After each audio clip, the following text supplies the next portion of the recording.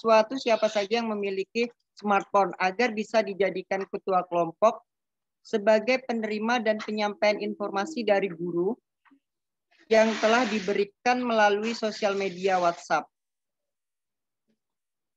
ataupun media lain, karena di sana itu untuk pembelajaran daring menggunakan kayak di kota itu kan bisa menggunakan Zoom, Google Meet ataupun Edmodo, itu bisa dilakukan di kota, namun di daerah 3T itu tidak bisa. Jadi makanya dari itu guru itu melakukan pembelajarannya dengan daring, tapi menggunakan media sosial yang sungguh terbatas.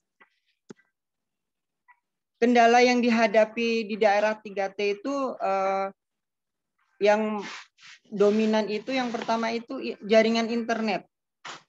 Jaringan internet itu di sana hanya ada di kecamatan saja, sedangkan di desa-desa itu kalau kita mau mendapatkan informasi itu harus ke tempat-tempat tertentu.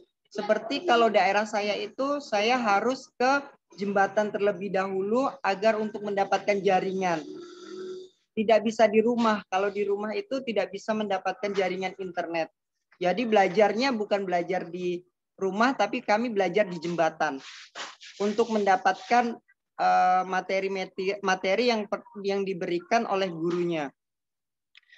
Selain itu, materi yang sungguh di daerah 3T itu terkadang materinya itu hanya menggunakan bahan-bahan buku-buku yang udah ada. Kalau di internet, kalau di kota itu kan mudah sekali untuk mendapatkan materi dari media-media lain seperti dari Google ataupun dari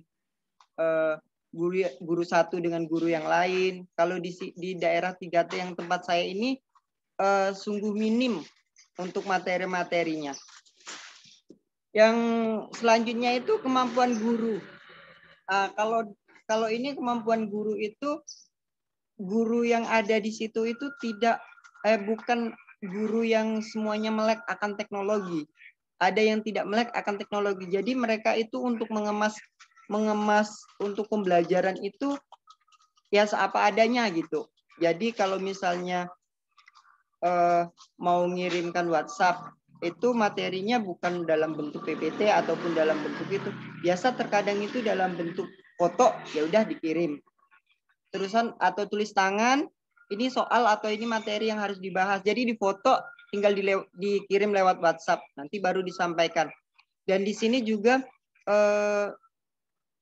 kelompoknya yang sebagai ketua kelompok tinggal kembali ke siswa teman-temannya yang satu kelompok dengan yang memiliki smartphone untuk melakukan kerjasama untuk melakukan pembelajaran. Itu yang kendalanya yang terjadi di daerah saya waktu saya penelitian ini. Model pembelajaran yang digunakan di sekolah yang saya lakukan penelitian ini, dia menggunakan pembelajaran komparatif, yaitu pembelajaran komparatif dengan mengutamakan eksperimen kelompok.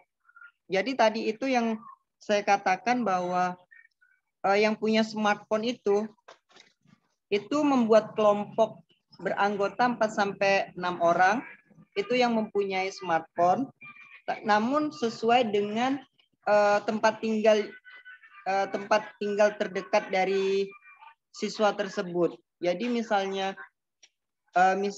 ada 4 orang, kalau misalnya lebih 7 orang ya enggak masalah katanya itu. Jadi mereka 7 orang itu melakukan pembelajaran dengan materi yang telah diberikan oleh gurunya. Seperti itu. Pelaksana pembelajaran ini ada alurnya, yang itu penyampaian materi dengan daring, yaitu tadi yang saya katakan bahwa materi itu dikemaskannya oleh guru, mau dalam bentuk tulisan tangan, terus difoto, terus dikirim. Kemudian pembahasan materinya itu kelompok kecil, yaitu 4-6 orang inilah membahas tentang materi yang telah diberikan guru.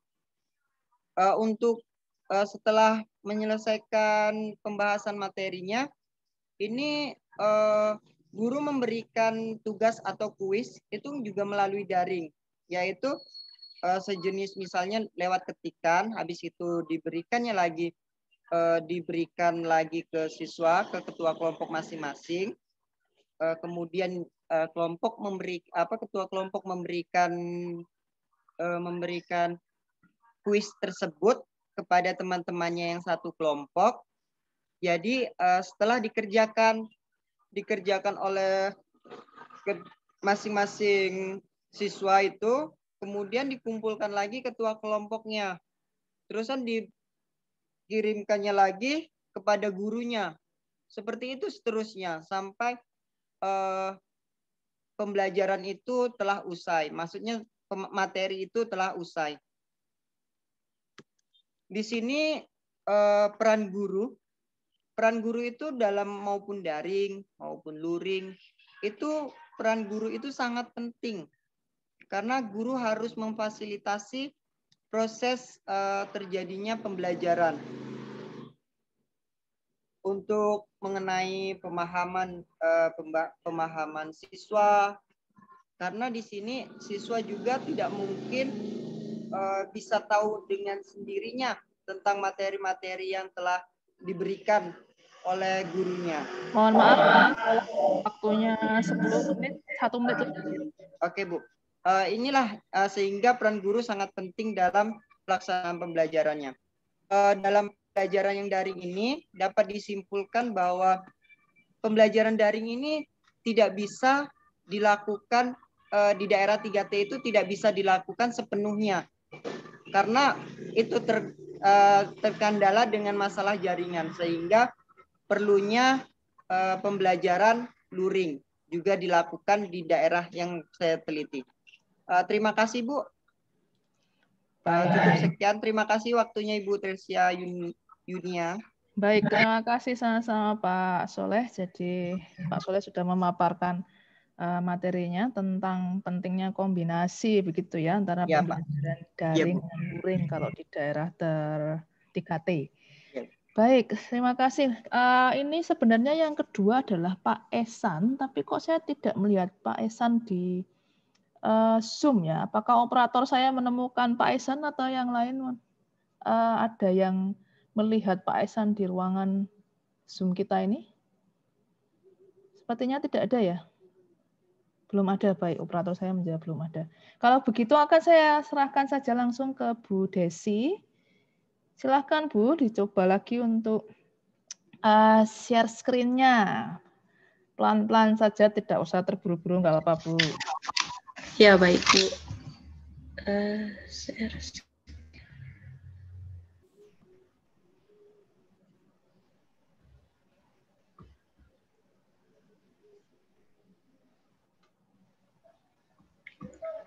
Ya, sudah. Apakah sudah nampil, Ibu? Sudah, tapi apakah Ibu bisa membuatnya menjadi slideshow, Bu? Slideshow, oke. Ya. Nah, Assalamualaikum warahmatullahi wabarakatuh. Selamat siang semuanya. Hari ini saya akan menseminarkan, judul saya adalah Etos Belajar Matematika Siswa Sekolah Menengah Pertama di Daerah Pinggiran Kuburaya pada masa pandemi COVID-19. Disusun oleh saya sendiri, Desi Fitriana, Universitas Tanjung Pura. Nah, yang pertama pendahuluan. Harapan dari pemerintah dan kita semua yaitu peran pendidikan sangat penting dalam menyikapi perkembangan abad 21 ini. Dengan mempersiapkan peserta didik agar dapat hidup sesuai dengan tuntutan zaman dan produktif dalam menyikapi berbagai tantangan, serta dinamika kehidupan yang dialaminya. Melalui pendidikan formal dan informal diharapkan dapat menjadi wadah dalam mempersiapkan generasi penerus yang dapat memberikan. Bu Desi, itu belum slideshow, jadi kami bingung sampai mana. Di slideshow dulu, Bu. Belum slideshow ditempatkan. Apakah tempat yang lain sudah slideshow ya? Apa tempat saya saja yang belum? Belum, Bu. Belum. Coba ditekan F5 saja, Bu. Coba. Udah. Tapi ini belum slideshow. Ini nampil lah, Bu. Belum, tapi masih PowerPoint-nya tapi belum slideshow. Tapi di laptop saya sudah di slideshow. Oh, gitu ya? Bu. Iya. Oh ya, baiklah, mungkin memang karena jaringan. Baik, terima kasih Bu. Silakan dilanjutkan saja sambil nanti kita akan menyesuaikan. Silakan. Oke Bu ya. Nah, tadi saya sampai di harapan, namun kenyataannya peran guru dalam membantu pemerintah meningkatkan SDM dan pemerataan pendidikan semakin berat karena adanya pandemi COVID. Pada masa pandemi COVID ini, pemerintah menerapkan social distancing. Kebijakan pendidikan jarak jauh atau belajar dari rumah menjadi solusi untuk memutus rantai penyebaran COVID. Nah, yang menjadi masalah bagi tenaga kependidikan adalah memberikan pembelajaran. Pembelajaran yang biasanya tatap muka sekarang diganti dengan sistem online.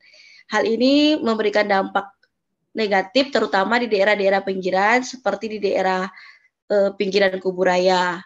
Selain itu, pendidikan di daerah pinggiran juga masih belum sesuai dengan yang diharapkan. Prestasi belajar siswa di kota masih dominan lebih tinggi daripada prestasi belajar di desa atau di daerah pinggiran. Adapun yang menjadi penyebab rendahnya hasil belajar matematika siswa di daerah pinggiran di masa pandemi ini juga disebabkan oleh rendahnya etos belajar matematika siswa di daerah pinggiran. Nah, di sini saya akan menjelaskan sedikit tentang etos. Etos adalah perbuatan positif untuk memperkokoh motivasi yang dapat menggerakkan keyakinan, sikap, pikiran, dasar, dan standar-standar dasar. Nah, belajar adalah proses mental individu untuk menilik, menafsir, dan menyimpulkan dari apa yang dipelajari, sehingga terjadi perubahan perilaku dan penyesuaian tingkah laku. Nah, lingkungan belajar berperan dalam menunjang gairah belajar. Kondisi sosial budaya mempengaruhi lingkungan belajar. Di masyarakat desa atau pinggiran memiliki pandangan yang kurang mendukung dalam pendidikan. Kondisi kemiskinan membuat pola pikir mereka menganggap sekolah dan pendidikan tidak bisa merubah nasib. Adapun rumusan masalah yang akan saya angkat adalah bagaimanakah etos belajar siswa menengah pertama di daerah pinggiran kuburaya pada masa pandemi COVID. Apakah letak geografis mempengaruhi etos belajar matematika peserta didik di masa pandemi COVID-19? Nah, metode yang saya menggunakan metode survei dan penelitian Kanca. Penelitian survei ini mengambil data berupa sampel dari populasi untuk kejadian relatif, kemudian menghubungkan antar variabel budaya maupun psikologis. Data yang saya kumpulkan berupa data primer dan pengalaman responden, menggunakan angket serta wawancara, serta dianalisis dengan kuantitatif menerapkan statistik deskriptif. Akan tetapi dalam penelitian ini, wawancara belum dilakukan secara menyeluruh karena keterbatasan waktu peneliti.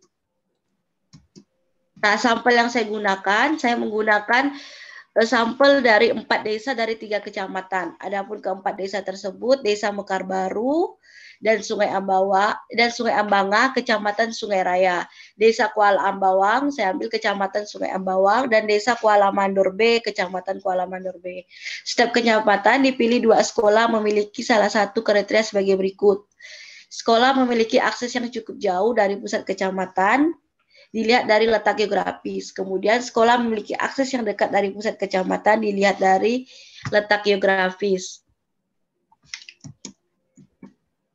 Nah, hasil dan pembahasannya, adapun yang menjadi indikator etos belajar itu saya golongkan menjadi 5.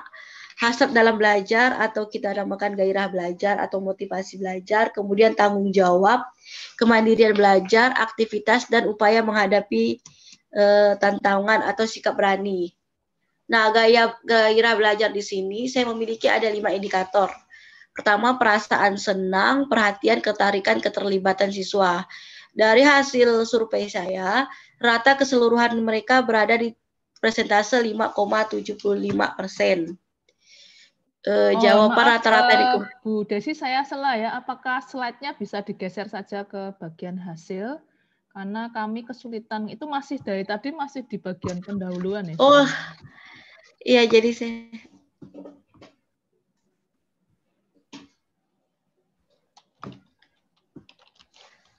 Kalau di sini nampak, Bu? Nah, sekarang nampak, tadi belum. Ya, tapi ini tidak saya slideshow. Oh ya, silakan, nggak apa-apa. Yang penting kelihatan. Saya di slideshow aja ya, Bu ya? Kalau misalnya itu kesulitan slideshow, lebih baik ditampilkan seperti ini saja supaya... Oh iya, Bu. Ya. Nggak apa-apa, Bu. Silakan dilanjutkan saja. Hasil mulai kasih, dari Bu. Hasil dan pembahasan ya Bu ya. Iya, terima kasih ya Bu ya. Nah, saya lanjutkan hasil dan pembahasannya. Saya golongkan indikator etos belajar matematika itu ada 5. Yang pertama, hasrat dalam belajar atau gairah belajar atau boleh disebut motivasi belajar. Kemudian tanggung jawab, kemudian kemandirian belajar, kemudian aktivitas, dan selanjutnya upaya menghadapi tantangan atau sikap berani. Kemudian gairah belajar. Nah, gairah belajar di sini saya bagi menjadi 4 indikator. Yang pertama perasaan senang, kemudian perhatian, ketertarikan, kemudian keterlibatan siswa. Setelah saya lakukan survei, saya tanya dengan koresponden, ternyata rata keseluruhan jawaban tuh 52,75% itu minat pelajar di daerah pinggiran Kubu Rakyat terhadap belajar matematika. Kemudian saya lanjutkan lagi ke aktivitas belajar. Nah, saat diwawancarai, jawaban teratas menunjukkan minimnya aktivitas koresponden selama pandemi. Sebagian besar itu mengesampingkan aktivitas belajar. Karena kebanyakan koresponden menjawab selama COVID diisi dengan membantu orang tua mencari kerja. Jadi tingkat teratas mereka yang paling penting bagi mereka adalah membantu orang tua mencari kerja. Kemudian mereka isi dengan bermain gawai, berada di posisi kedua. Menonton televisi berada di posisi ketiga, dan yang terakhir baru mereka mengerjakan tugas atau membaca serta memahami pelajaran matematika. Nah, adapun indikator aktivitas belajar siswa berupa spirit belajar, kemampuan aktivis literasi teknologi, kemudian komunikasi antar individu dalam kelas, dan terakhir aktivitas kooperatif antara guru atau dengan teman sekelas. Nah, selanjutnya kita lihat dari tanggung jawab, kemandirian, dan sikap berani menghadapi tantangan. Nah, tanggung jawab mereka di kejadian di lapangan, para koresponden menjawab tanggung jawab siswa terhadap pembelajaran matematika berada tingkat sedang dengan persentase 70%, kemudian rendah 50%, dan sementara hanya 25% berada di kategori tinggi. Kemandirian dalam pembelajaran daring dilihat peran serta siswa dalam menggali pengetahuan melalui pertanyaan secara virtual. Siswa yang menggunakan luring dilihat dari seberapa cepat dan tepat mereka menyelesaikan soal-soal luring. Nah, sikap kemandirian belajar ini saya bagi menjadi 3, tinggi, sedang, dan rendah. Berdasarkan dari jawaban kuesioner koresponden menunjukkan prestasi sedang berada di tingkat 65,7%, tinggi 15%, dan sisanya 19,3%. Kemudian sikap berani menghadapi tantangan. Siswa di daerah pinggiran boleh dikatakan kurang menyukai tantangan. Secara psikologis, yang melatari belakangi mereka adalah latar budaya sosial di pinggiran. Mereka menjawab tidak tertarik karena mereka tidak tertarik terhadap tugas yang agak sulit, rumit, dan tingkat kesulitan yang tinggi. Mereka tidak menyukai tantangan dan mengambil banyak risiko untuk suatu hal. Mereka lebih menyukai kepastian. Baik Bu, 1 menit lagi ya. Kemudian hubungan letak geografis terhadap etos belajar. Nah, berdasarkan letak geografis, kecamatan yang terdekat dengan pusat kota yakni Kecamatan Sungai Raya, kemudian Sungai Embawang, dan terjauh Kecamatan Kuala Mandor. Data menunjukkan semakin dekat dengan pusat kota memiliki prestasi belajar lebih baik dari yang terjauh. Di sini kecamatan yang sama di desa yang berbeda seperti di Kecamatan Sungai Raya, Desa Mekar Baru memiliki prestasi atau hasil belajar matematika yang lebih baik daripada Desa Sungai Embanga. Kemudian hasil belajar Desa Sungai Embawang sama baiknya dengan Desa Mekar Baru. Dan terakhir, Sungai Embanga sama baiknya dengan Kuala Mandor. Di sini terlihat jelas semakin jauh dari pusat kota maka hasil belajarnya semakin rendah.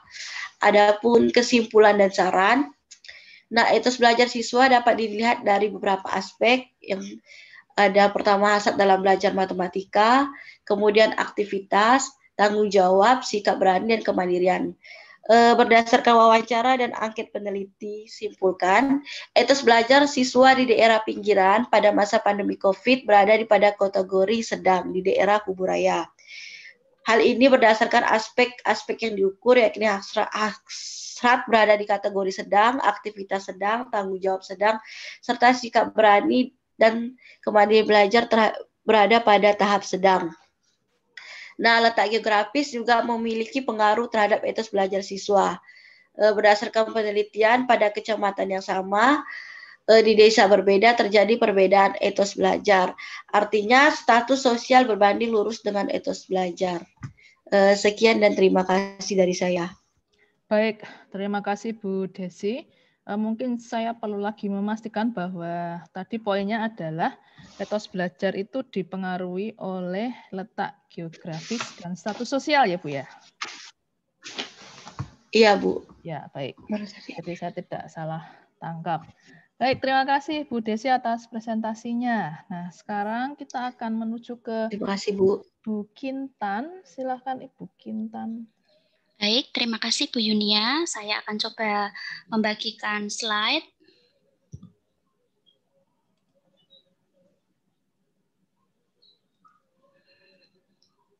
Apakah sudah terlihat Bu Yunia? Sudah Bu, oke. Baik, selamat siang Bapak Ibu yang terkasih.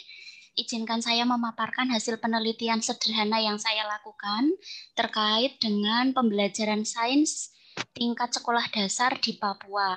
Ini penelitian ini sungguh sangat sederhana karena sebenarnya motif dari penelitian ini adalah saya sebagai dosen yang mengajar mahasiswa PGSD yang berasal dari Kabupaten Mapi. Jadi saya memiliki mahasiswa dari Kabupaten Mapi, saya perlu mengenal konteks mereka, begitu. Dan cara mengenal konteks mereka ini saya lakukan melalui penelitian ini. Jadi ini penelitian untuk tujuan saya lebih mengenal mahasiswa-mahasiswa saya. Kemudian penelitian ini berupa refleksi sebenarnya. Saya mengambil datanya berupa refleksi mahasiswa yang saya hadapi, begitu. Jadi tidak saya pergi ke Papua untuk mengambil data di sana langsung, tidak. Tapi saya mengambil data dari mahasiswa-mahasiswa yang mereka saya ajak untuk berefleksi. Mengapa perlu diketahui pembelajaran sains di Papua? Yang pertama terkait kepentingan tadi ya, saya perlu mendesain perkuliahan yang sesuai dengan konteks mahasiswa dari Papua. Tapi ketika berangkat dari segi teoritis, kita pahami bersama, ini khususnya kita yang bergerak di bidang sains, mungkin di sini ada yang sains. Sains itu membantu anak-anak untuk memahami bahkan menyelesaikan masalah tentang alam yang ada di sekitarnya. Tadi Bu Butet menyampaikan bahwa mereka itu bisa memecahkan masalah mereka sendiri, itu menjadi hal yang luar biasa, gitu ya. Lingkungan belajar mereka itu alam. Masalah mereka berbeda dengan masalah kita. Harapannya melalui sains mereka ini lebih memahami dan bisa menyelesaikan masalah-masalah yang lokal, yang berada di sekitarnya dan khususnya tentang alam. Pembelajaran sains ini akan optimal ketika pembelajaran sains itu holistik dan kontekstual. Holistik ini maksudnya apa? Seimbang antara aspek pengetahuan, keterampilan, dan juga pengembangan sikap. Kalau kita sama-sama membuat gambaran secara umum begitu ya tentang konteks anak-anak di wilayah Papua, mungkin secara keterampilan mereka oke. Tadi ketika melihat paparan dari Bu Butet tadi, mereka pegang ular tidak masalah begitu ya. Segi keterampilan oke, segi sikap, kecintaan mereka dengan alam itu tidak diragukan lagi begitu ya. Tapi mungkin dari segi pengetahuan mereka masih perlu perjuangan untuk itu, sehingga seimbang ketiga-tiganya itu.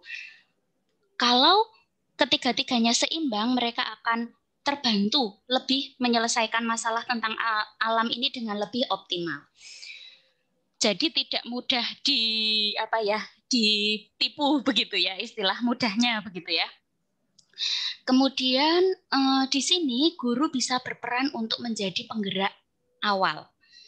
Nah, berbicara tentang guru, pengalaman belajar guru ini ternyata sangat mempengaruhi cara bertindaknya, termasuk cara mereka untuk mengajar. Maka dari itu, melihat pengalaman belajar mahasiswa ketika mereka di SD, belajar sains di SD, ini menjadi penting. Bagaimana pengalaman belajar sains mahasiswa dari Kabupaten Mapi ketika mereka berada di jenjang SD saat itu, begitu ya. Nah, ini akan menjadi rekomendasi secara teoritis tentang bentuk perkuliahan atau pemberian pengalaman yang seperti apa yang perlu mereka alami. Pertanyaan penelitian ada 2. Bagaimana pengalaman dan perasaan saat belajar sains di SD, kemudian pembelajaran sains seperti apa yang akan mereka lakukan, yang mereka cita-citakan saat ini ketika menjadi guru kelak. Ini pertanyaan reflektif, jadi terkait dengan pengalaman, perasaan, dan aksi. Kemudian untuk metodologi penelitiannya, jenis penelitian deskriptif kuantitatif dengan metode survei, kemudian respondennya 37 mahasiswa PGSD semester 2 dari Kabupaten Mapi, kemudian teknik samplingnya, pengambilan sampelnya voluntary sampling, jadi sebenarnya ada lebih dari 37 mahasiswa PGSD, ada 80 mahasiswa, tapi yang bersedia untuk menjadi responden dalam penelitian saya ini 37. Kemudian instrumennya berupa kuesioner terbuka, berisi pertanyaan reflektif tentang pengalaman, perasaan, dan rencana aksi mereka. Analisis data dikategorisasikan, data jawaban terbuka mereka dari angket terbuka ini dikategorisasikan dengan memberikan kode-kode dan diklasifikasikan berdasarkan kode. Hasilnya, ini saya menduga bahwa mereka tidak mengalami pembelajaran sains. Dugaan saya sementara begitu ya. Hipotesis saya itu sebagian besar mereka tidak mengalami pembelajaran sains. Tapi ternyata 76% dari mereka itu mengalami pembelajaran sains ketika di SD. Masih ingat mereka topik-topik dan aktivitas yang mereka lakukan. Ada 24% siswa ini tidak mengalami pembelajaran sains. Ada 2 yang menyebutkan karena tidak tersedia guru di sana. Tapi yang lain ini tidak menyebutkan. Ketika dikonfirmasi melalui pertanyaan wawancara, mereka hanya senyum-senyum begitu ya. Gitu. Kemudian di sini ternyata hipotesis saya salah, keliru begitu ya. Ternyata mereka itu mengalami pembelajaran sains, sudah mengenal sains di tingkat sekolah dasar. Kemudian dari data tersebut saya gali informasi lebih dalam lagi. Yang pertama aktivitas. Ragam aktivitas belajar apa saja yang sudah mereka alami dulu ketika di SD. Ini mereka menyampaikan dominannya, ini tidak ada yang dominan ya. Yang 3 teratas ini sama, yang teratas ini 3 hal sama-sama ini. Observasi lingkungan, mereka diajak pergi ke lingkungan. Observasi apa yang mereka lakukan? Mereka menceritakan diajak untuk melihat proses penebangan pohon, lalu mengamati isi atau batang pohon itu seperti apa, dalamnya pohon itu seperti apa. Ada yang mengamati proses memasak di dapur menggunakan tradisi bakar batu begitu. Ini observasi. Kemudian penjelasan materi ini juga besar porsinya. Penjelasan materi di sini yang dimaksud penjelasan materi langsung oleh guru. Begitu. Lalu praktikum. Praktikum yang muncul dari mereka ini melihat panel surya. Karena di sana ini kan pembangkit listriknya itu tenaga surya dengan menggunakan panel surya. Di rumah-rumah mereka ada yang sudah memiliki panel surya. Lalu mereka melihat secara fisik dan komponen-komponennya itu apa, lalu mereka menceritakan ketika di sekolah. Ini pengalaman-pengalaman yang dominan, tapi ada juga yang full mencatat. Setiap belajar sains, aktivitasnya mencatat. Guru beri buku, lalu mereka diminta mencatat.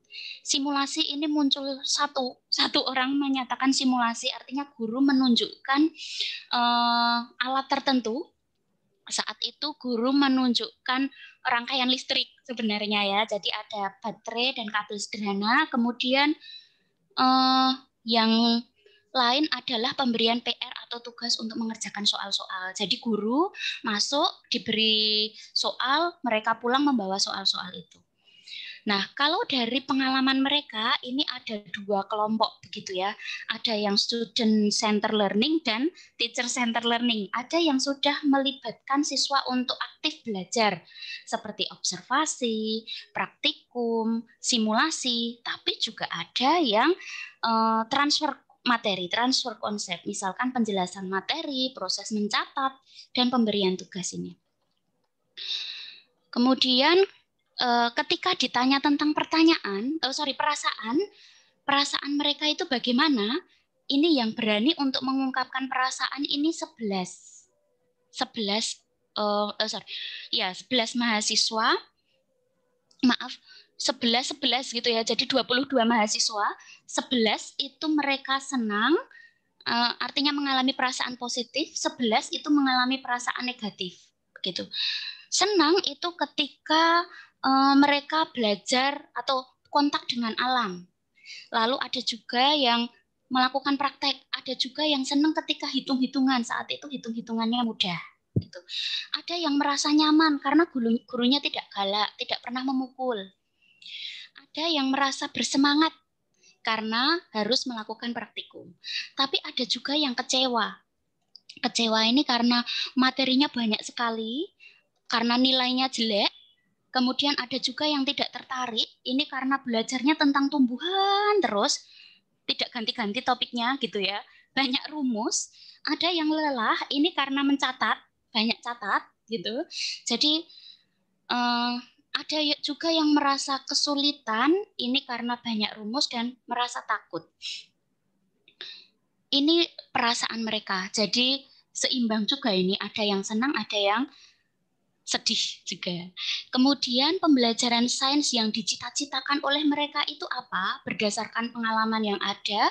Kemudian mereka ini bercita-cita untuk melaksanakan dengan aktivitas apa untuk pembelajaran sains? Mohon maaf Bu Kintan, 1 menit lagi ya. Oke, sebagian besar praktik, kemudian penjelasan materi langsung masih muncul, jadi ini belum bertobat ya. Membaca buku dan observasi lingkungan. Nah, ini observasi lingkungan ini menjadi membekas begitu ya bagi mereka, maka nanti di PGSD perlu dioptimalkan bagaimana mengobservasi dengan baik. Untuk praktik ini perlu variasi konsep dan bagaimana mengajarkan praktik yang benar-benar melatih keterampilan proses. Penjelasan materi langsung ini masih dicita-citakan juga, ini maka ini perlu tidak dihindari serta-merta begitu ya, tapi mahasiswa perlu diajak untuk mengemas konten yang kreatif. Terakhir, gaya belajar mahasiswa-mahasiswa dari Papua ini dominannya auditori dan kinestetik. Berdasarkan hasil riset tadi dan disesuaikan dengan gaya belajar mereka, ini beberapa kegiatan yang direkomendasikan untuk dilaksanakan, praktik membuat proyek maupun riset mengemas konsep sains dengan berbagai media pembelajaran di lingkungan alam, tapi dengan konteks yang sederhana, sesuai konteks Papua. Misalkan membuat atau bagaimana cara mengawetkan sayuran, bagaimana membedakan telur yang sudah busuk atau tidak, dan seterusnya. Ini yang bisa saya sampaikan. Terima kasih. Selamat siang. Baik, terima kasih Ibu Kintan atas presentasinya. Nah, Bapak dan Ibu sekalian, kita telah mendengarkan presentasi dari 3 orang narasumber. Saya cek dulu, apakah Pak Esan masih belum ada di ruangan Zoom ya? Belum ya? Belum ada, baik. Kalau begitu memang mungkin tidak hadir. Kita akan membuka sesi tanya jawab. Sekarang waktu di tempat saya menunjukkan pukul 1:41.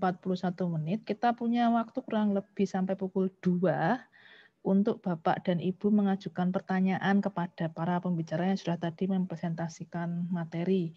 Nah, untuk mengawali, mungkin saya bisa membacakan dulu ada pertanyaan dari chat room yang ditujukan untuk Pak Soleh. Apakah Pak Soleh mendengar suara saya, Pak? Alhamdulillah Bu, mendengar. Ya, baik. Saya bacakan pertanyaannya ya, Pak ya. Iya.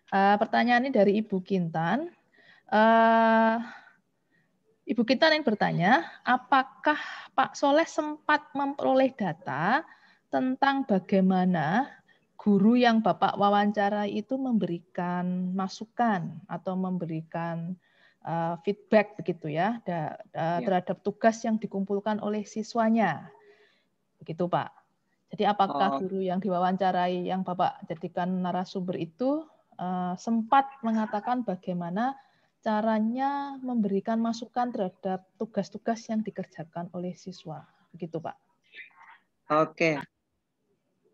Untuk Bu Kintan, untuk saya menjawab pertanyaannya, gini Bu, kemarin itu saya tidak sempat menanyakan gimana cara flashbacknya guru waktu memberikan siswa memberikan kuisnya atau tugasnya kepada kepada gurunya, kemudian mengumpulkannya kepada guru, tapi saya tidak menanyakan bagaimana guru itu memberikan flashbacknya kepada siswa. Jadi hanya taunya hanya mengumpulkan, ya sudah mengumpulkan. Jadi saya tidak sempat menanyakan bagaimana bagaimana guru itu memberikan tanggapan terkait dengan tugas yang telah diberikan kepada siswanya tersebut. Terima kasih Bu. Baik, terima kasih Pak. Sementara saya sudah melihat Pak Ehsan di ruang Zoom. Pak Ehsan, apakah Pak Ehsan bisa mendengar suara saya, Pak?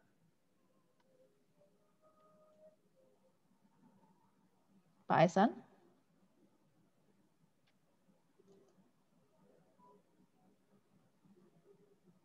Apakah Pak Ehsan bisa mendengar suara saya?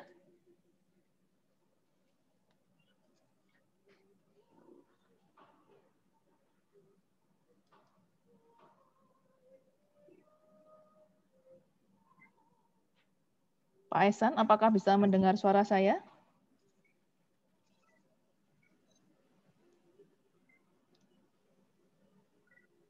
Tampaknya masih ada gangguan ya. Saya lanjutkan dulu ya. Masih pertanyaan untuk Pak Soleh itu masih ada satu Pak. Iya Bu. Dari Ibu Ika. Nah, gini.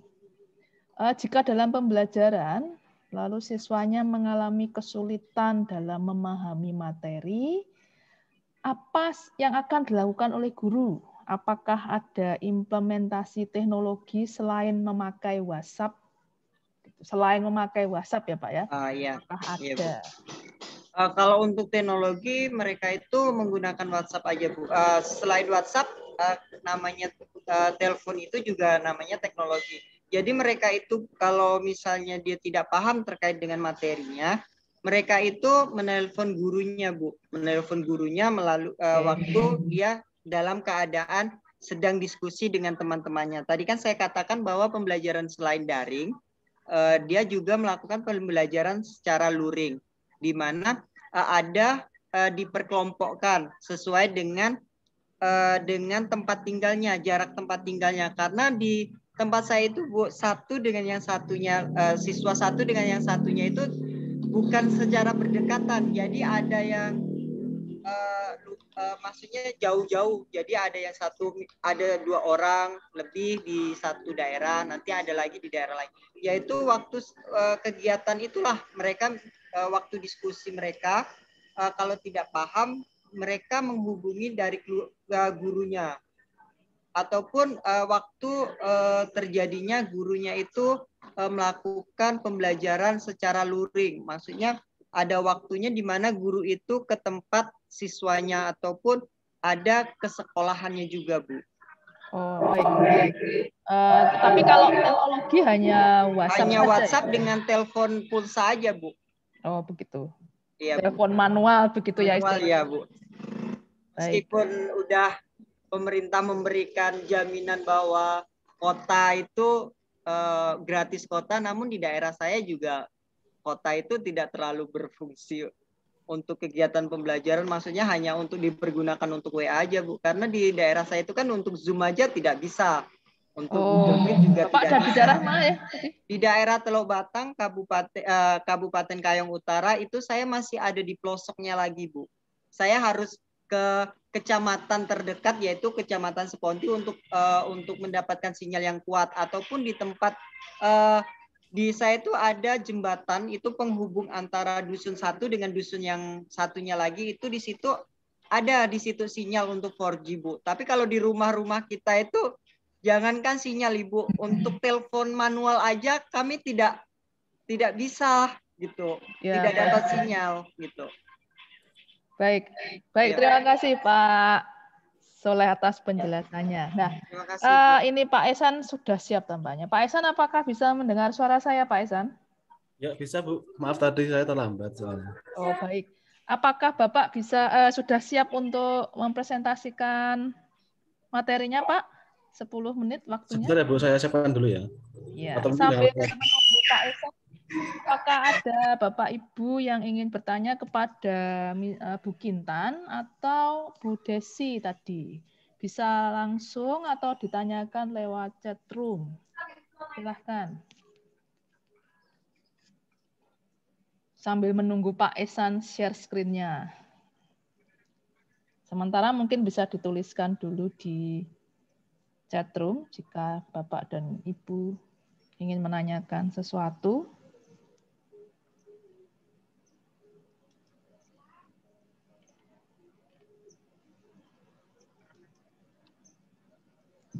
Belum ada ya yang ingin bertanya.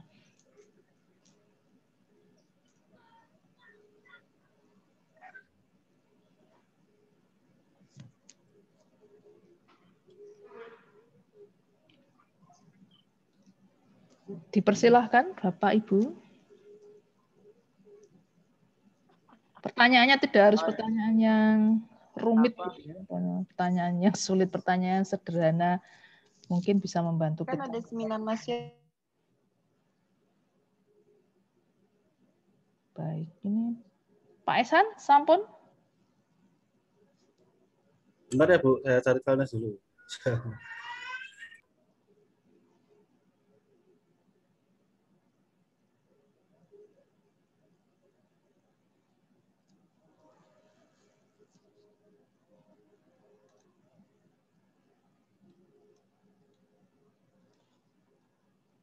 Sambil menunggu, silahkan Bapak Ibu bertanya di ruang percakapan yang ada di Zoom. Operator saya sudah mengingatkan itu. Tidak lupa selalu mengingatkan format yang harus diketik adalah presenter yang dituju, lalu pertanyaannya. Silahkan.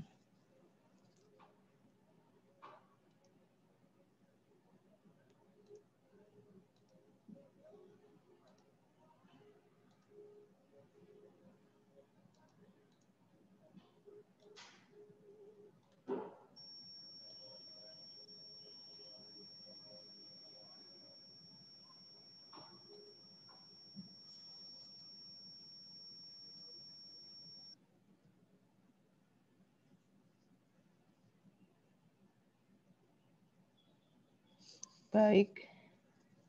Bagaimana? Pak Esan sudah siap?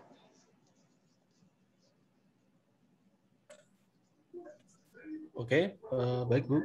Kami sampaikan ya. Silahkan di share screen, Pak. Baik Bu, sebentar.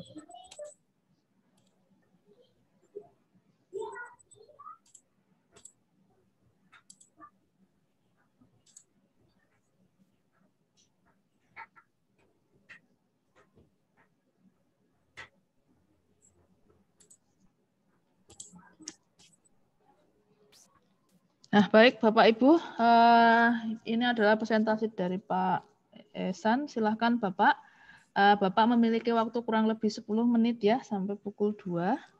Lalu nanti akan ada sesi tanya jawab yang tadi, melanjutkan yang tadi. Monggo Pak Esan. Ya, baik. Terima kasih Bu Moderator sudah mengundang kepada saya. Selamat siang Bapak Ibu sekalian. Tadi saya itu sebenarnya lupa untuk hari ini kegiatannya, jadi saya itu belum bisa dulu ya. Tadi itu saya baru ingat setelah saya melihat WA dari teman saya. Bapak Ibu sekalian, akan kami sampaikan beberapa hal terkait dengan hal-hal yang sudah kami teliti di sekolah kami. Jadi kebetulan kita ada penelitian di SD kami adalah SD Negeri Alian 1 letaknya berada di Kecamatan Cangkeringan, Kabupaten Sleman, Provinsi Jakarta. Begini, jadi saya buat dalam bentuk PDF dulu saja. Jadi awalnya kita melihat bagaimana kondisi yang ada di kegiatan pembelajaran daring ini. Jadi ketika daring ini memang banyak hambatan, ada beberapa hambatan yang memang terjadi di lapangan, termasuk di sekolah kami. Kami mungkin kalau dikatakan bukanlah sekolah yang begitu bagus, tidak, tetapi kita sekolah yang biasa, tetapi dengan kondisi yang terbatas ini kita mencoba bagaimana menganalisisnya, kemudian kita tulis menjadi sebuah makalah. Jadi judul kita adalah analisis hambatan pembelajaran dan alternatif solusi di masa pandemi COVID-19 di sekolah dasar. Ini yang menjadi objek adalah di SD kami, yaitu SD Cangkeringan 1. Saya di sini sebagai seorang guru, yaitu di guru kelas 4. Sekaligus di sini kebetulan kami membimbing beberapa mahasiswa dari USD, dari mahasiswa PPG Prajabatan, di mana mereka memang memiliki kemampuan yang luar biasa di bidang pembelajarannya, di bidang akademisnya, dan ini kita jadikan sebagai sebuah referensi. Kondisi ini menjadikan kami tertarik untuk menelitinya karena memang kondisi di sekolah kami berada di bawah lereng Gunung Merapi. Jadi secara umum sekolah kami ini dengan keterbatasan yang dimiliki tentunya memberikan sebuah tantangan bagi kami bagaimana agar selama pandemi ini pembelajaran tetap berjalan dengan baik, tentunya harus memiliki sebuah terobosan yang baru. Nah, di sini tujuan dari penelitian kami adalah halo, Bapak Ibu? Silahkan Pak, dilanjutkan. Bisa didengar. Oh ya. Tujuan dari penelitian ini adalah pertama di tempat kami adalah bahwa untuk kegiatan semacam ini tentunya kita butuh sebuah solusi baru yang tentunya menjadi sebuah referensi bagi Bapak Ibu semuanya di seluruh Indonesia bagaimana menjadikan daring ini sebagai sebuah alternatif solusi karena selama COVID ini tentunya kita tidak punya banyak cara dan menggunakan daring sendiri. Nah, di tempat kami kita menggunakan dua cara, yaitu menggunakan aplikasi WhatsApp untuk pembelajarannya, kemudian menggunakan Google Meet di dalam solusinya nanti. Nah, secara singkat, kegiatan ini sudah dilaksanakan oleh teman-teman kami dari mahasiswa PPG Prajabatan tahun 2021 ini, di mana terdiri dari 6 orang, kemudian mereka mengembangkan kegiatan ini bersama dengan Bapak Ibu guru yang ada di sekolah kami. Kemudian kita terapkan dengan Bapak Ibu guru di sekolah kami, kita analisis juga bagaimana caranya, kemudian menyampaikan dengan orang tua, karena tentunya di sekolah kami ini karena keterbatasan kondisi yang ekonomi yang tidak sama, ada orang tua dengan kondisi ekonomi yang mungkin dikatakan kurang baik, kemudian sinyalnya juga kurang begitu baik. Akhirnya kita membuat cara bagaimana agar pembelajaran ini bisa lebih baik lagi dengan menggunakan WA, yaitu dengan menggunakan aplikasi Google Meet ini. Ini kita sampaikan dengan Bapak Ibu guru semuanya di sekolah kami, dan ternyata antusias dari guru pun juga baik. Kemudian selain itu dari wali murid pun juga sangat baik antusiasnya. Nah, dari sini kita mencoba kendala-kendala ini kita atasi sedikit karena tentunya untuk memulai ini adalah sesuatu yang sulit. Nah, kita menggunakan aplikasi ini kenapa? Karena aplikasi ini selain memang begitu mudah untuk digunakan, selain itu dari pemerintah juga memberikan kuota belajar yang bisa digunakan untuk menerapkan aplikasi ini. Nah, secara singkat hasil dari penelitian ini adalah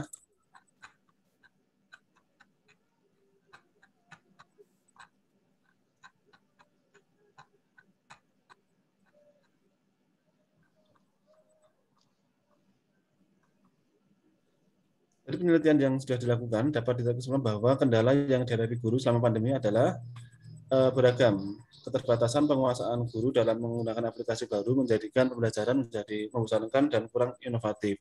Dan ini ketika kita lihat kembali memang betul sekali. Jadi bosan itu dilihat dari siswa sendiri, kemudian dari guru sendiri karena mungkin bosan terlalu lama menggunakan WA, akhirnya seolah-olah mereka juga bosan dengan pembelajaran yang ada, sehingga butuh inovasi baru dalam bentuk Google Meet tadi. Dari segi peserta didik, kendala yang dihadapi peserta didik juga beragam. Kemampuan peserta didik dalam menggunakan gawe, signal yang kurang stabil, dan kondisi sosial ekonomi yang orang tua menjadikan pembelajaran juga tidak dapat berlangsung dengan baik. Oleh karena itu, dengan merujuk pada hambatan di atas, maka perlu adanya inovasi yang bisa dijadikan oleh guru dan siswa. Salah satu strategi yang bisa digunakan adalah menggunakan WhatsApp dengan memadukan aplikasi Google Meet. Kemudian aplikasi ini selain sederhana juga merupakan aplikasi yang mudah untuk dioperasikan, cukup dengan sekali belajar, siswa dan orang tua sudah paham dan cara menggunakannya. Sehingga dengan menggunakan aplikasi tersebut diharapkan mampu memberikan jawaban agar pembelajaran dapat berjalan lebih baik dari sekitar hanya menggunakan WhatsApp saja. Mungkin begitu, Baik. moderator. Ya, Jadi terima intinya kasih adalah Pak Ihsan ya. Berarti yang bisa saya garis bawahi adalah penggunaan WhatsApp lalu didukung oleh Jimit ya Pak ya? Betul.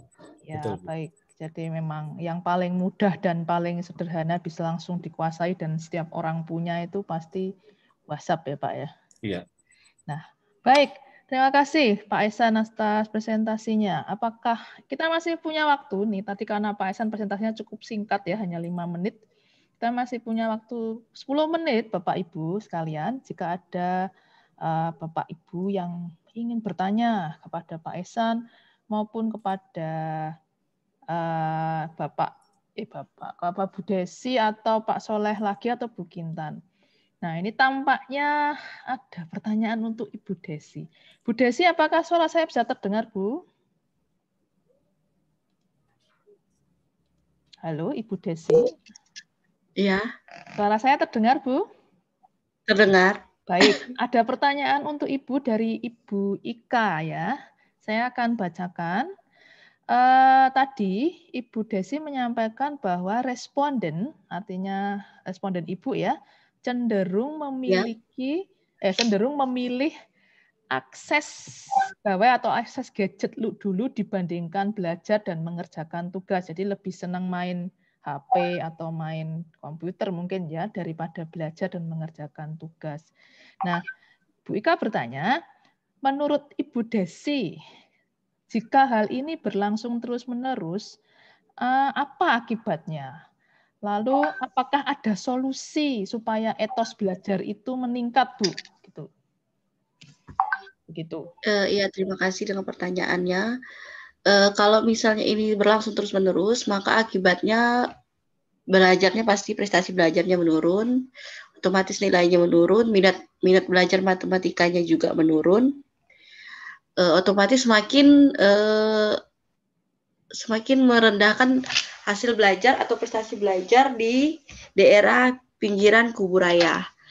Nah, untuk memberikan solusinya, sebenarnya banyak macam solusi. Cuma di masa pandemi ini ada dua sisi. Jadi kalau misalnya solusi yang akan saya tawarkan itu, kan karena mereka senang bermain gawai, jadi saya kasih pembelajaran yang menggunakan gawai. Nah, di sini terdapat dua sisi positif dan negatif. Positifnya, anak-anak yang memiliki HP dan senang bermain gawai, senang belajar menggunakan HP tersebut. Jadi saya akan kasih soal seperti pakai Quizizz, itu kan seperti kuis. Nah, kalau seperti kuis mungkin mereka semangat. Kemudian seperti nonton-nonton video pembelajaran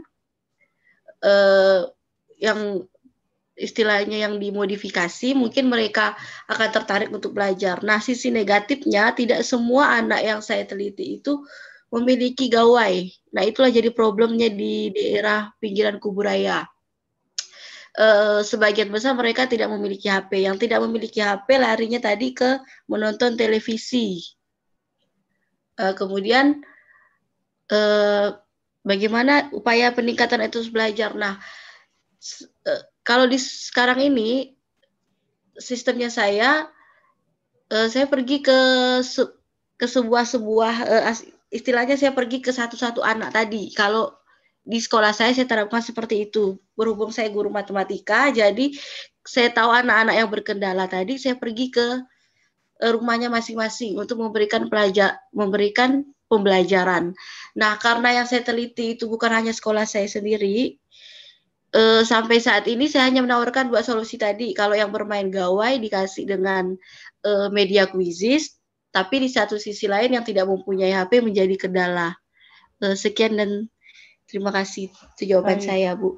Berarti Ibu mendatangi secara pribadi begitu ya, Bu ya?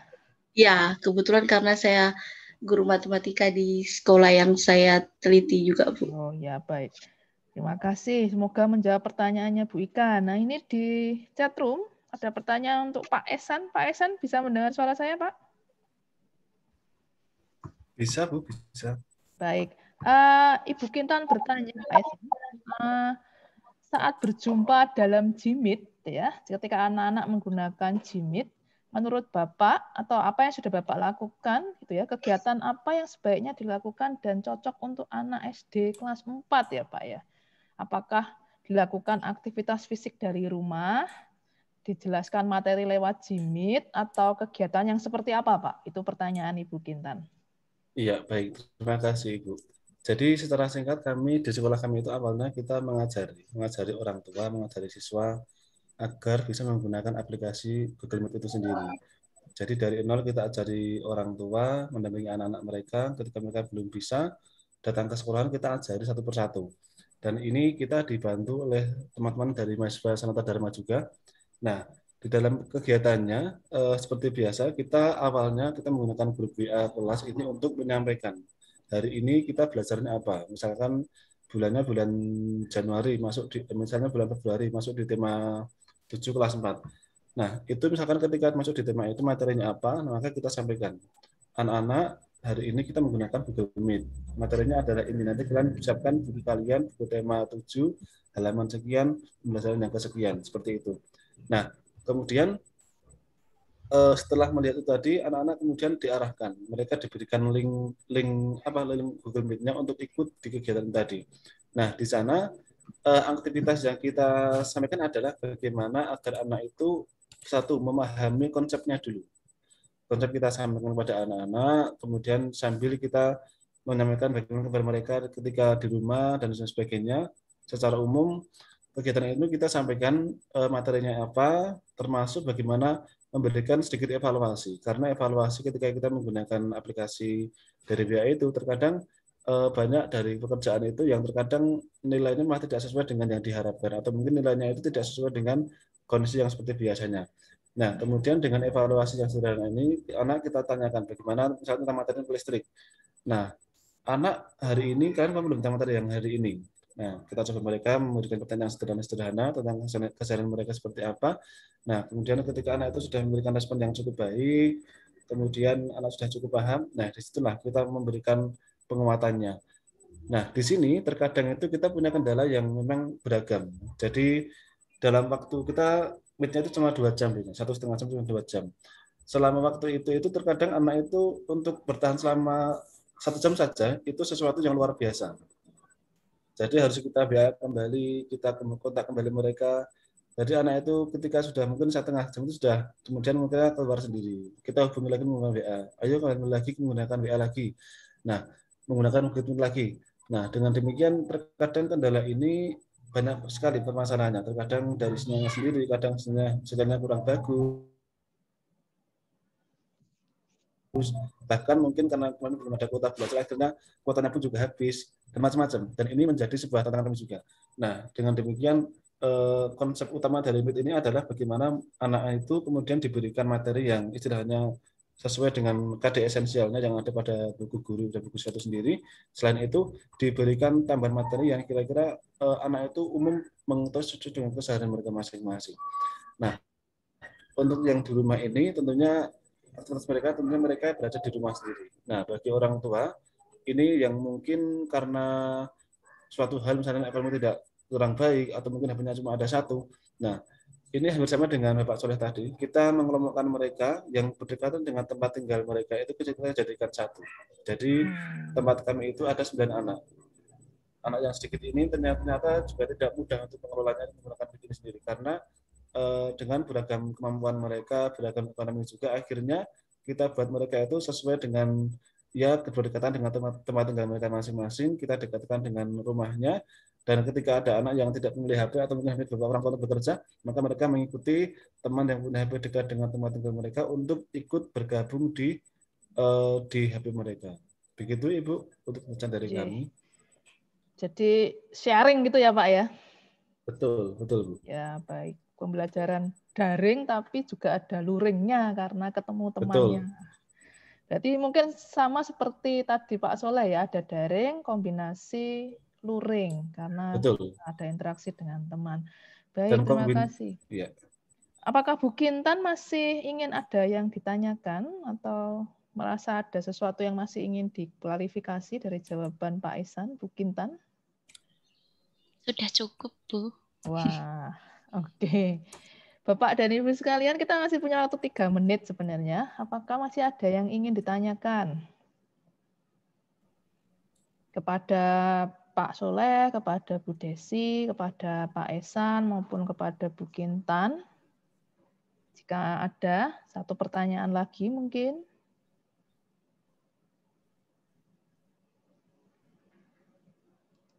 Ini, oh terima kasih kembali. Adakah yang saudari tadi mungkin ingin sekali bertanya?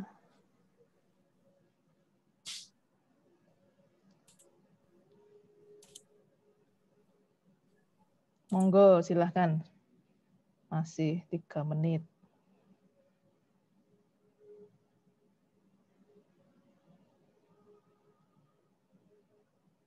Tidak ada ya?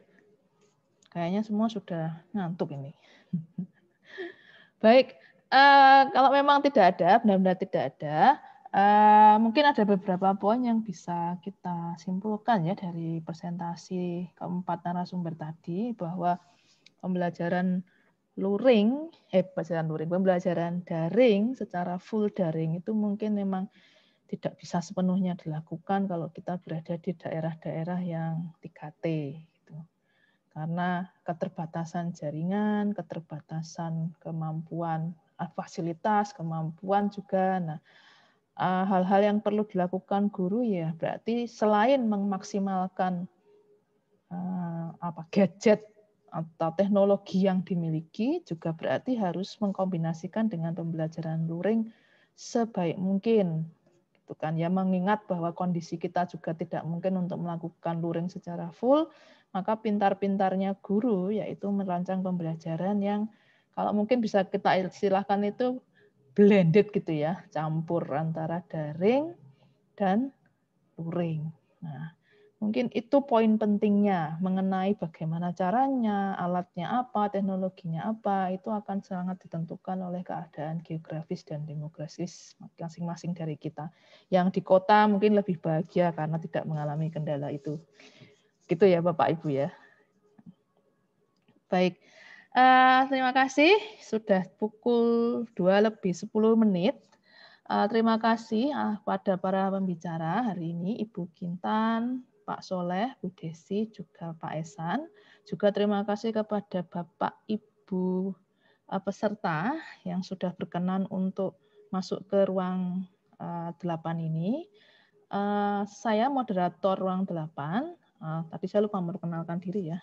Teresia Yunia. Maaf tadi. Mengucapkan terima kasih sekali lagi.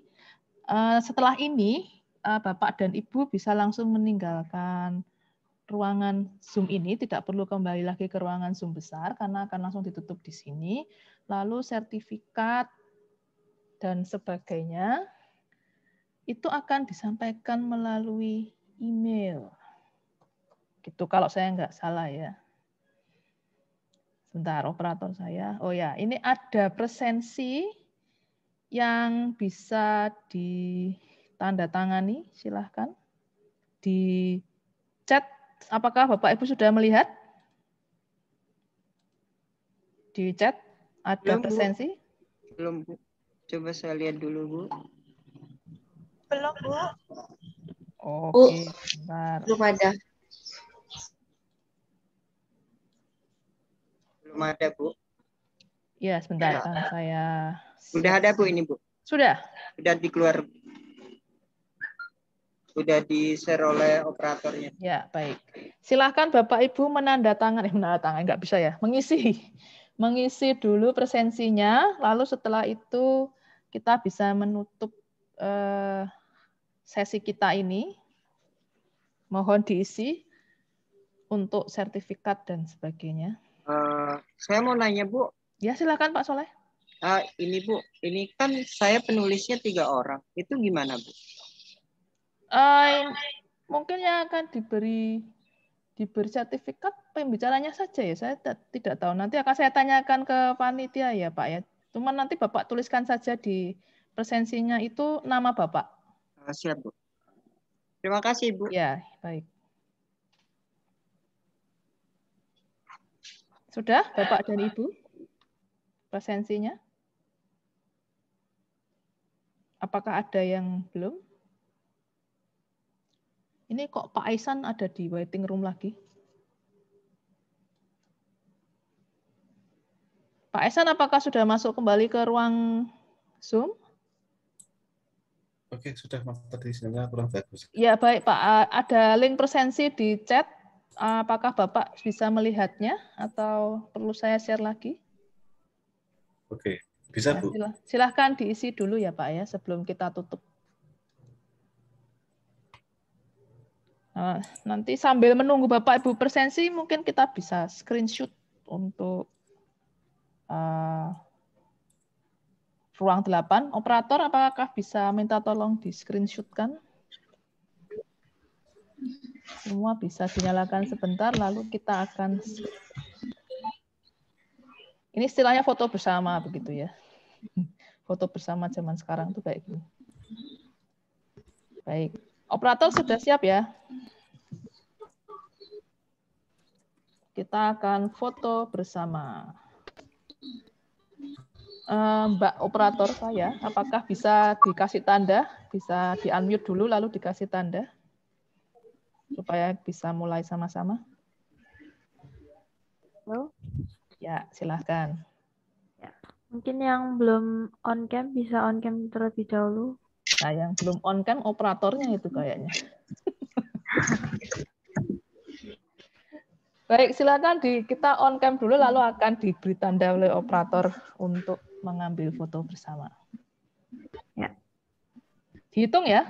Oke. Nah, 1, 2, 3. Oke. Yuk sekali lagi. 1, 2, 3. Ya, ya sudah. Terima kasih Patrice, operator saya. Bapak dan Ibu sudah selesaikah mengisi link presensi? Sebentar, Bu. Oh, belum ya Pak Aisan.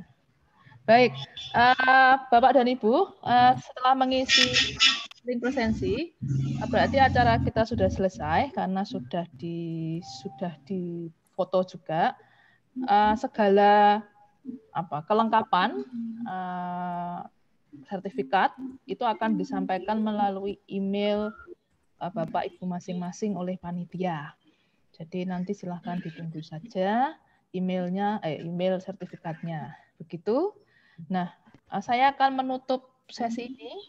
Terima kasih atas kehadiran Bapak Ibu sekalian, juga Bapak Ibu presenter terutama. Senang bisa menemani Bapak Ibu sekalian untuk berbagi.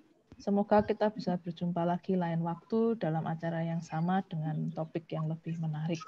Begitu. Jika ada salah kata, salah ucap, saya mohon maaf.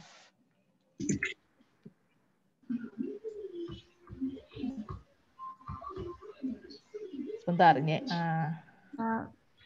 ada apa Mbak Operator?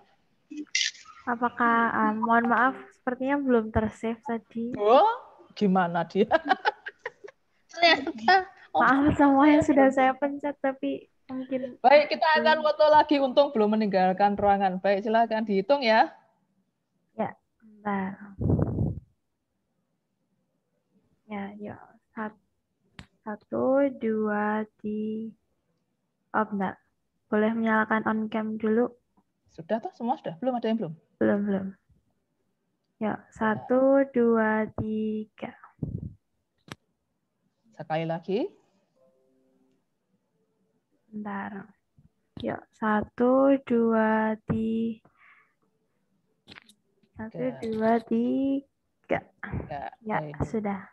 Yakin sekarang sudah tersimpan? Sudah. Ya, Oke. maaf semuanya. Baiklah, baik. Terima kasih Bapak dan Ibu sekalian. Tadi sudah saya sampaikan, berarti sesi ini akan menjadi akhir dari rangkaian acara Seminar Nasional FKIP kita. Terima kasih sekali lagi. Mohon maaf jika kami itu ada salah-salah kata dalam melakukan atau menjadi tuan rumah dalam acara ini. Ditunggu lagi kehadiran kehadiran Bapak Ibu di kesempatan yang lain. Gitu, selamat siang. Bapak dan Ibu boleh meninggalkan Zoom. Terima kasih, Terima kasih. Selamat siang Bapak Ibu. Selamat siang. Terima kasih, siang juga. Terima kasih.